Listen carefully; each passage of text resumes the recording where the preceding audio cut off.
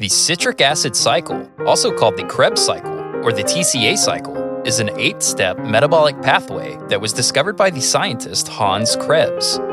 This pathway plays an important role in aerobic cellular respiration, producing high-energy molecules that can be used to form ATP. In this video, I'll give you my visual mnemonic to help you learn the reactions, intermediates, and enzymes that make up the TCA cycle. Let's begin with a brief overview. Don't memorize this, just listen for now.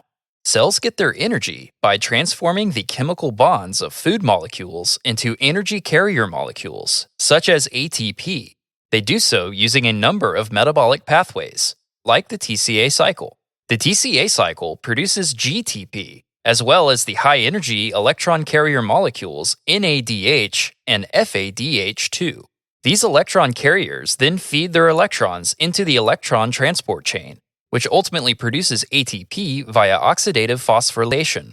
Since the TCA cycle is coupled to oxidative phosphorylation, and hence oxygen, the pathway is inhibited in anaerobic environments. This makes the TCA cycle an important part of aerobic metabolism. Since the TCA cycle helps produce energy, it shouldn't be surprising that it takes place in the mitochondria. The mitochondria are the powerhouses of the cell, after all.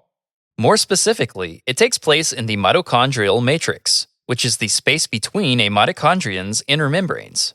The TCA cycle begins with a molecule of acetyl-CoA, which can come from a variety of sources. Consider the metabolism of glucose. Glucose is converted to pyruvate via glycolysis, after which it's metabolized to acetyl-CoA by the pyruvate dehydrogenase complex.